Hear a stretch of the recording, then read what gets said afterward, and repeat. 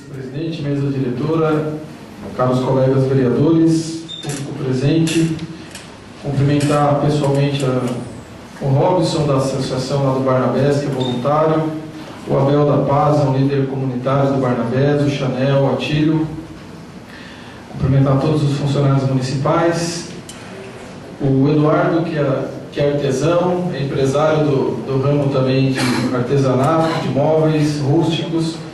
Hoje aqui tratei da questão da aldeia do artesanato. Você é um merecedor de um espaço ali e solicitei aqui à prefeitura que apresente a documentação lá, para que a gente possa entender por que é que você ainda não teve direito a um espaço lá, sendo que é um espaço que o seu trabalho se encaixa ali, embelezaria o município e contribuiria. Cumprimentar aos jovens aí da Jornada Mundial da Juventude, em nome da Andressa, todos os jovens, essa jornada que é tão importante para o nosso país, porque nós teremos a oportunidade de receber o Papa, uma visita muito importante para o nosso país, no Rio de Janeiro, e tendo essa missão que tem essa jornada, que ela tem lá como lema: ide e fazer discípulos entre todas as nações, e justamente com o jovem, para mostrar essa fé, esse Cristo vivo, que nada mais do que a juventude, a energia da juventude, para viver essa fé, para viver essa fé viva, esse Cristo vivo. Então, parabéns, Andressa, que está à frente dessa rapaziada, e que conte com o apoio dessa Casa de Leis aqui, para que a gente possa contribuir para esse trabalho que é extremamente importante para o jovem que está na sua fase de vida, talvez a fase mais difícil do jovem, é o período da adolescência, onde ele tem todas as dúvidas e ele está próximo da sua maioridade. No entanto, ele carrega toda a fragilidade de uma sociedade que hoje, infelizmente, prefere discutir a redução da maioridade penal ao invés de discutir as políticas que são destinadas para os jovens do nosso país.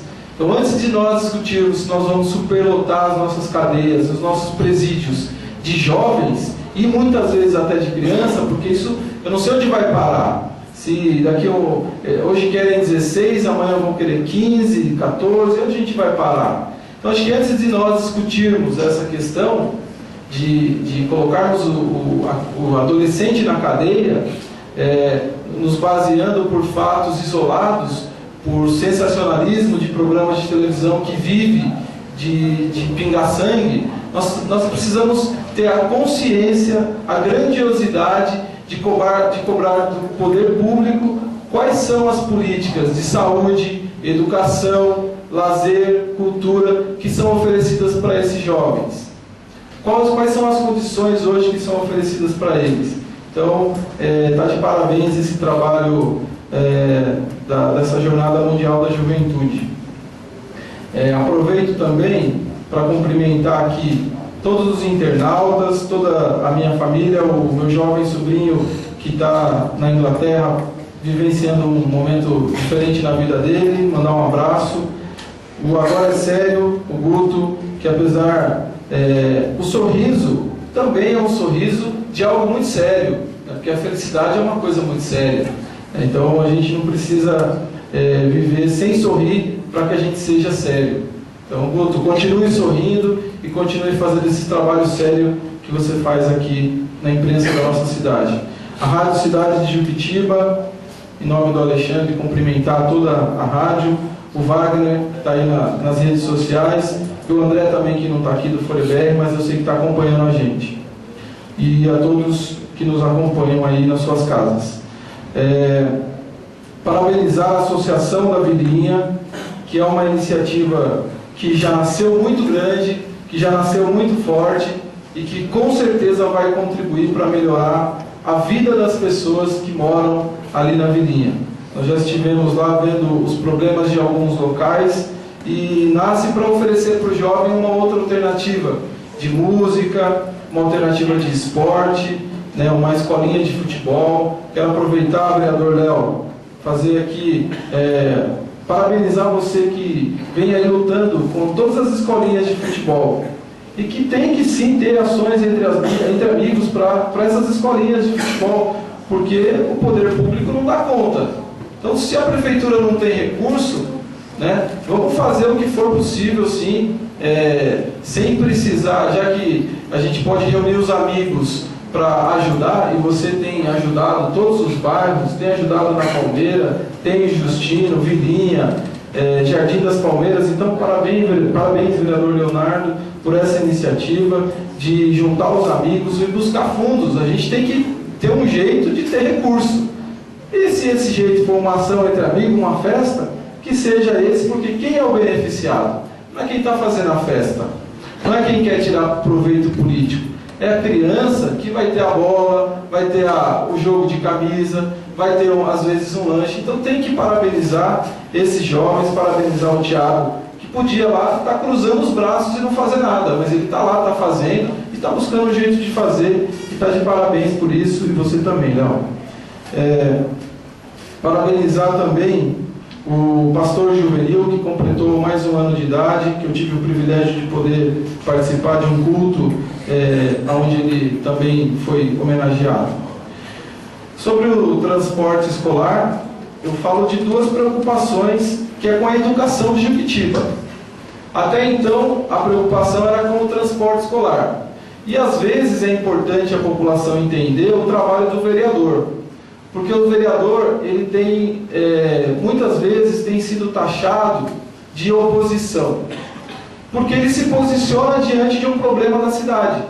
O transporte escolar foi o nosso primeiro ponto de conflito aqui, pela forma desleixada como foi contratada essa empresa. Não poderia acontecer diferente. A gente não podia imaginar que íamos chegar hoje, depois de 6 meses, renovando essa contratação emergencial, que ia estar tudo bem, e não está, porque não tem fiscalização. Essa empresa, a única coisa que é feita, bem feita para essa empresa, é que eles recebem em dia. Então, o pagamento da empresa, estranhamente, acontece em dia. Agora, não é fiscalizado os serviços deles, né? Eles vêm aqui, se a Câmara não tomasse a iniciativa de ter ido até a empresa, chamá-los aqui nessa casa, para se comprometerem com os trabalhadores motoristas, nem satisfação eles nos dariam. Se nós conquistamos alguma coisa, foi pela nossa pressão, pela nossa postura corajosa. Então a gente sabe que quando uma empresa ela chega sedutora, ela chega seduzindo aqueles que vão contratar. Só que ela tem que seduzir quem vai ter o serviço e ter o trabalho ali. Então essa empresa é fruto do erro como foi contratada. Então a empresa ela quer ter lucro. E o lucro muitas vezes a qualquer custo. Cabe ao poder público municipal fiscalizar e cobrar dessa empresa um serviço sério.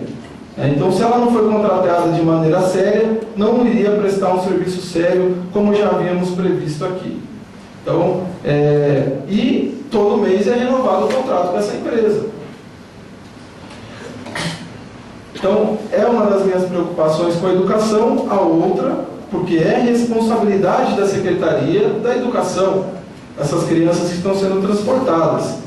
A outra preocupação que vem à tona, parabenizo o vereador José Gregório pela iniciativa, é a merenda escolar, que começa a nos preocupar. Até então a nossa merenda escolar era um diferencial, né, em termos de qualidade, em termos de que muitas das vezes, infelizmente, a criança tem a sua principal refeição na escola, e a gente sabe que isso interfere na aprendizagem da criança.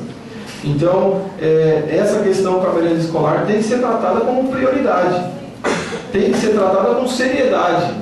E se tem uma empresa que está fornecendo produtos de má qualidade ou não está fornecendo, existe um contrato que precisa ser acionado, essa empresa precisa ser multada, o único que não pode sofrer é a criança. Então existem mecanismos até para a prefeitura adquirir esses alimentos de maneira emergencial e cobrar da empresa que tem a obrigação de fornecer esses alimentos.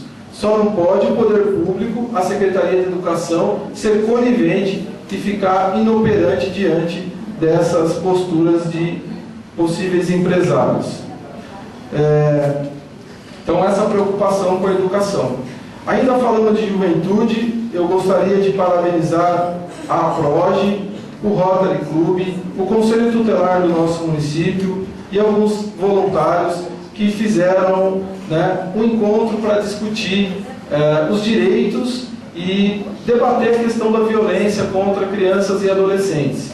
Foi um momento onde, apesar da ausência do Poder Judiciário, que fica aqui a nossa manifestação de repúdio ao promotor da Vara da Infância e Juventude da nossa comarca, que não compareceu aqui, e só justificou de última hora a ausência dele aqui, mas não diminuiu a grandiosidade do evento. Então, essas entidades estão de parabéns pela cartilha, pelo trabalho que vem sendo feito, no sentido de garantir o funcionamento do Conselho Tutelar, que o vereador Marlos foi lá e conseguiu, através do deputado Pena. Quero parabenizar também o trabalho do Marlos, que conseguiu esse kit para o Conselho Tutelar.